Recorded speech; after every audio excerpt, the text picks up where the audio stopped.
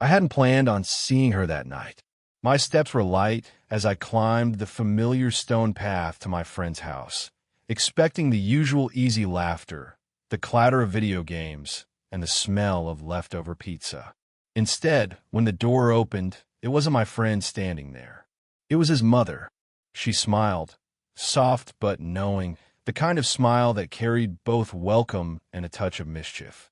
The glow from the hallway light fell across her face, highlighting the graceful lines of maturity, the warmth in her eyes. For a second, I forgot how to greet her. "Hi, come in," she said, her voice low and steady, with that unhurried rhythm people only gain with age. I stepped forward, and, as I did, her hand brushed my arm lightly to guide me inside. That single touch, so casual, so natural, left behind a quiet trail of warmth on my skin.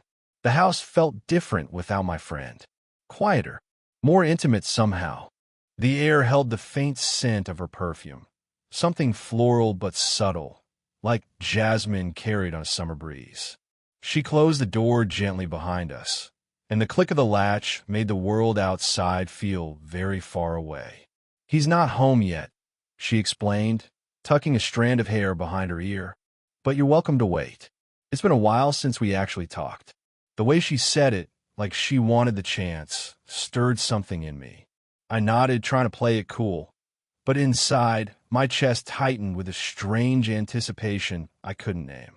She led me toward the living room, her steps light but graceful, and I found myself noticing details I never paid attention to before. The curve of her shoulders, the elegance of her posture, the quiet confidence in the way she moved. She wasn't just my friend's mom. In that moment, she was simply a woman. We sat across from each other, the lamp casting a warm golden glow over the room. She asked about my studies, my plans, my thoughts about the future. Her questions didn't feel like small talk. They felt intentional, like she was genuinely interested. And the way she listened, eyes steady on mine, head tilted slightly, lips curved in the faintest smile, made me feel as though my words mattered more than they ever had before. At one point, she laughed at something I said. Not a polite chuckle, but a rich, unguarded laugh that filled the quiet space between us. The sound lingered, and for reasons I couldn't explain, I wanted to hear it again. The minutes slipped by unnoticed, carried on the current of an unexpectedly easy conversation. Yet beneath the calm surface, I could sense something else, an unspoken tension, a quiet awareness that neither of us seemed ready to name. It was just the two of us in that softly lit room, separated only by a small table, but it already felt like the distance between us was narrowing. She moved with a kind of ease that felt deliberate, as though every small action carried intention. When she asked if I wanted tea, I agreed without thinking, maybe because it gave me more time in her presence, maybe because I couldn't imagine saying no to her just then. The clink of porcelain filled the kitchen as she prepared it. I sat at the table, watching the way the lamplight played along her features. There was a grace to her, the kind you don't find in people my age, grace earned by living, by carrying joys and burdens with equal strength. She placed the teacup in front of me, her fingers brushing against mine for the briefest moment as she let go. That small contact was nothing, and yet everything. My chest tightened, my pulse tripped. She either didn't notice, or she noticed and chose not to mention it. We began with simple things, the weather, my classes, her work. But slowly, almost seamlessly, the conversation slipped into deeper waters. She asked about my plans after graduation, about whether I knew who I wanted to be. There was no judgment in her tone, only curiosity. "I used to think I had it all figured out at your age," she said, stirring her tea slowly. "But life has a way of changing the path under your feet. You think you're walking one road, and suddenly you realize you've been on another all along."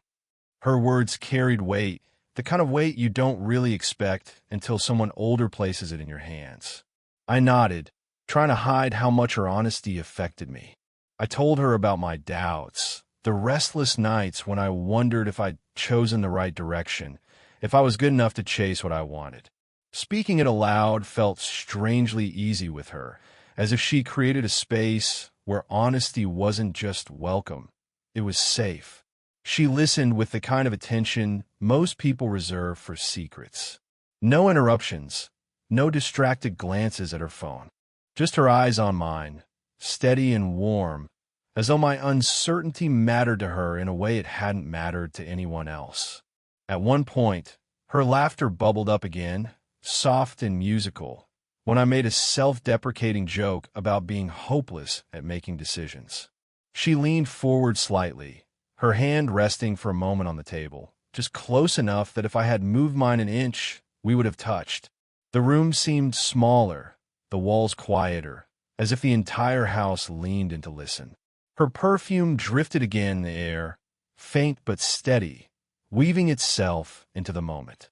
I caught myself staring at her lips as she spoke, quickly looking away, but the image lingered. We weren't just talking anymore. We were sharing something unspoken, something neither of us dared to acknowledge directly.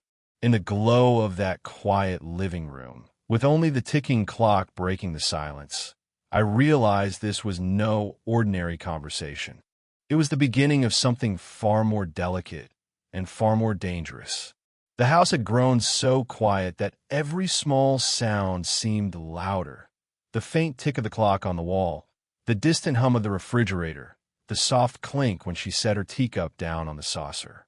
Our conversation slowed, drifting into silences that didn't feel awkward but heavy, charged with something neither of us dared name. She leaned back slightly in her chair, studying me with a thoughtful expression. It wasn't the way a friend's mother usually looked at you. It was slower, deeper, as if she were searching for something beyond my words. I shifted under her gaze, trying to hide the flutter in my chest. And then she leaned closer across the small table, closing the space between us until I could see the fine strands of hair that had slipped loose around her face, the faint shimmer of light against her lips. Her voice dropped, quiet and deliberate, a whisper that seemed meant only for me. "You're too young to know this until tonight."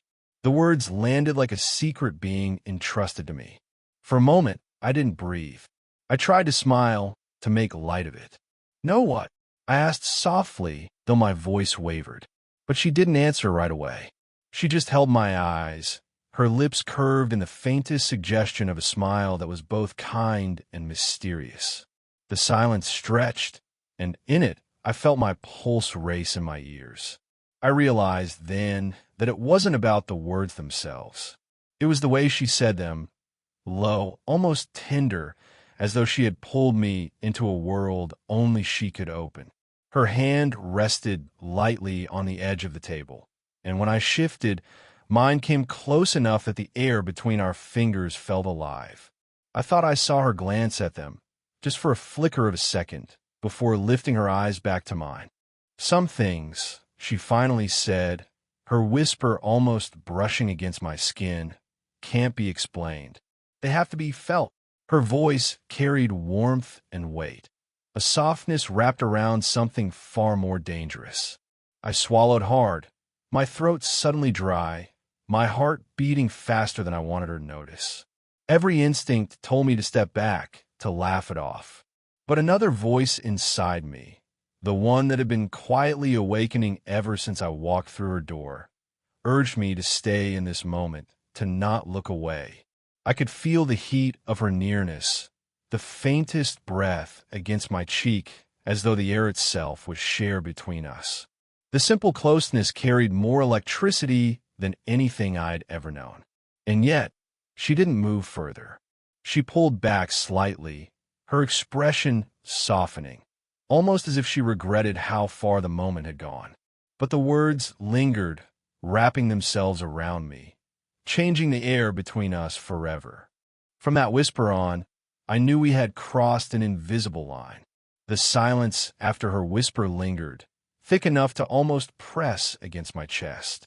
She must have sensed it too, because she stood and smoothed the fabric of her blouse, her composure returning with a soft smile. "Come," she said gently. Let's get some air. The night is too beautiful to waste indoors. I followed her through the back door into the garden, and the world shifted. The cool night air kissed my skin, carrying the faint scent of damp earth and blooming jasmine. Moonlight spilled over the path, painting everything in silver and shadow. She walked ahead of me, her steps unhurried, the hem of her dress brushing lightly against her calves. There was a serenity in the way she moved, as though the night itself bent to her rhythm. When she turned back to me with a smile, I felt something loosen in my chest. We walked side by side along the narrow stone path, our shoulders close but not touching. She folded her arms loosely across her chest, then let them drop again, as if she couldn't quite settle. "Do you ever think about time?" she asked suddenly, her voice thoughtful. "How quickly it slips by when you're not paying attention." I hesitated before answering. "Sometimes.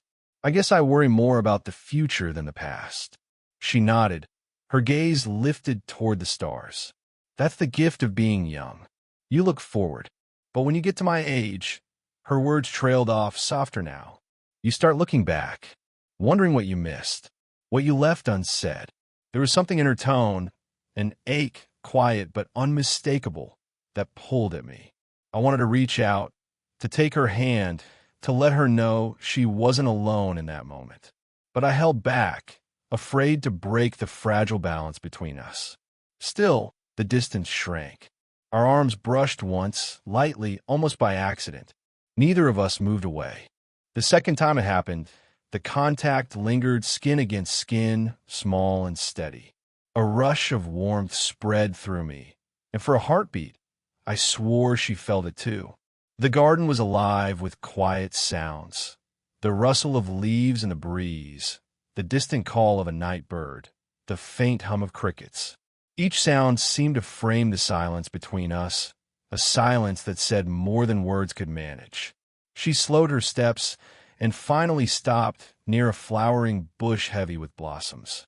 Moonlight caught the lines of her face, softening them, making her look both timeless and vulnerable. She turned to me, her eyes luminous in the silver glow. "You don't realize it yet," she whispered, almost as if speaking to herself, "how rare it is to be truly seen." I wanted to answer, to tell her that I saw her now more clearly than ever before, but the words caught in my throat. Instead, I let the silence speak, standing close enough that I could feel the warmth radiating from her, my heart pounding in time with the quiet pulse of the night. In that garden, beneath the wide sky, it felt as though the world had folded down to just the two of us. When we stepped back inside, the warmth of the house seemed heavier than before, almost thick with the silence we carried in from the garden. She closed the door softly, as if careful not to break the fragile mood that had followed us indoors. Neither of us spoke at first. The only sound was the faint hum of the refrigerator and the muffled tick of the clock in the living room. She set her hand briefly on the back of the sofa, steadying herself before turning toward me. "Thank you," she said quietly. "For what?" I asked, my voice softer than I expected. "For listening." Her eyes flickered down, then back up again. "It's been a long time since someone just let me be honest without trying to fix me or brush it off." Her vulnerability caught me off guard. I wasn't used to hearing her sound uncertain. My friend's mom had always carried herself with such quiet authority, so sure of her place in every room. And yet now, she seemed smaller somehow, like the weight of her own honesty had left her exposed. I wanted to tell her she didn't have to thank me, that I would listen to her forever if she let me. But before I could say anything, she closed the distance between us. Her hand lifted slowly, hesitantly, until her palm rested against my cheek. Warm, gentle, almost trembling. The touch froze me in place. Her thumb brushed lightly along my jawline, a motion so tender it felt deliberate, though she might not have meant it that way. My breath hitched, and I knew she could feel it. "It's strange," she murmured, almost to herself. "You remind me that I'm still alive." Her words sank into me, heavy and intimate. My chest tightened, and for a heartbeat, I didn't know whether to step closer or pull away. But I couldn't move. I didn't want to move. The space between us had collapsed into nothing. I could smell the faint sweetness of her perfume, feel the warmth radiating from her skin. My own hand lifted instinctively, hovering before it finally settled over hers where it cupped my face. Her eyes widened slightly, as if surprised I hadn't pulled back. But then they softened, and in them I saw something I hadn't expected. Not just attraction, but relief. As though she had been holding something inside for too long and had finally let it surface. The silence pressed in, broken only by the sound of our breathing. Hers calm but shaky, mine uneven and urgent. The clock ticked, steady and indifferent, marking time in a moment that felt suspended outside of it. I wanted to speak, to tell her what her touch meant to me. But no words could carry the weight of what I felt. So I simply let her hand linger, let the warmth of it anchor me in a moment I already knew I'd never forget. And though she pulled back after only a few seconds, the ghost of her touch stayed with me, echoing in every corner of my chest. After that fleeting touch, the room felt charged in a way I hadn't anticipated. The light from the lamp pooled softly across the carpet, turning the edges of the room into shadow. She sat on the sofa, her hands folded loosely in her lap, and I remained standing for a moment, unsure whether to move closer or give her space. Her eyes met mine, steady and searching, and I realized with a jolt that she didn't need words. We both knew something had shifted, though neither of us had said aloud. "You don't have to say anything," she murmured, her voice barely above the hum of the quiet room. There was a softness in it, a vulnerability that made my chest tighten. "I just want you to know I appreciate this, your company, your honesty. I've been carrying too much alone." I stepped closer, slowly, letting the weight of the moment settle around us. My hand hovered near hers, unsure whether to reach, until finally I let it rest lightly over hers. Her fingers twitched against mine, not pulling away, not quite interlacing, but close enough that our warmth touched. It was a delicate line we were walking, suspended between propriety and something far more intimate. Yet neither of us flinched. Instead, the quiet pressed in, holding us in place. Her eyes softened, glistening faintly in the lamplight, and I felt the air between us thrum with unspoken words. I wanted to tell her that I understood, that I could carry some of her weight, that I wanted to be there for her, but the right words felt impossibly heavy. Instead, I let the silence speak, letting my gaze and my steady presence say everything I couldn't voice. She exhaled slowly, almost a sigh, and for a moment leaned just slightly toward me. Not too close, not enough to overstep, but just enough that I could feel the warmth of her shoulder against mine. My heart raced, every nerve alert, and yet it was calm, grounded by the mutual understanding that passed between us. "It's strange," she said quietly, a hint of a smile tugging at her lips, "to meet someone who sees you without judgment, who doesn't run away when you're complicated." I nodded, my hand still resting near hers. "You're not alone," I whispered. "Not tonight." Her lips curved in a faint, almost shy smile. She didn't move away. The distance between us had collapsed, replaced by a delicate, unspoken promise. The kind of closeness that doesn't need words to be understood. We stayed like that for several minutes, just holding the space between us. Every glance, every subtle shift of weight carried meaning. Her hand finally moved slightly to rest atop mine, and my pulse spiked. Not with shock, but with the quiet joy of being fully seen. That night, I realized the most powerful moments aren't shouted or declared. They're whispered, felt, and understood in silence. And as I looked in her eyes, I knew we had crossed a threshold together, one that would change how we saw each other forever. The night had deepened, shadows stretching across the quiet house, when I realized it was time to leave. Every step toward the door felt heavier than the last, as if the air itself was reluctant to let me go. She followed me, her presence calm but insistent, a gentle gravity pulling me back even as I tried to step forward. At the threshold, she paused. The moonlight streaming through the doorway fell across her face, softening her features, highlighting the lines of experience that only made her more beautiful, more real. She looked at me with a gaze that held everything we hadn't said. Every glance, every touch, every silent confession. "You don't have to go just yet," she murmured, almost a whisper, but her words carried the weight of everything between us. I hesitated, caught in the tension that had been building since I walked through the door hours ago. I should, I said softly, though my voice lacked conviction. She smiled faintly, a tender, knowing smile. Then she leaned closer, her voice dropping to the same low, intimate tone she had used before. "Now you know." The words brushed my ear like a secret, and I felt her warmth close in, the faintest pressure of her hand against my arm. My breath hitched, the hairs on my neck rising at the proximity, but I didn't move away. Somehow, in that moment, I knew that we didn't need to speak of what knowing meant. It was enough that it existed, shared, and understood between us.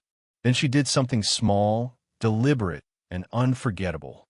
She pressed her lips lightly against my cheek, a soft, fleeting kiss that carried more meaning than 1,000 words. Her hand lingered at my arm just long enough to ground me in the memory before retreating gently. I stood there, frozen for a heartbeat, feeling the echo of her touch ripple through me. The world outside the door suddenly seemed sharper, colder, brighter, but I carried the warmth of her presence with me as I stepped out. She watched me go, her eyes soft, almost wistful, but filled with something I couldn't name: pride, fondness, desire, or simply the relief of having shared a moment that neither of us would forget. The walk home was quiet, each step accompanied by the steady rhythm of my heartbeat, replaying her voice, her touch, her gaze. It wasn't confusion, not exactly. It was the quiet clarity that comes when a secret is acknowledged, when an unspoken bond has formed that will linger long after the night ends. That night, I realized that some connections don't need labels, declarations, or explanations. They exist in whispers, in touches, in silences that speak louder than words ever could. And as I climbed into bed, I knew that everything between us, the tension, the warmth, the quiet intimacy, would remain with me, shaping the way I saw her and myself forever. The house behind me was still, silent, and in that quiet, I carried the knowledge that tonight had changed us both, leaving a mark that would never fade.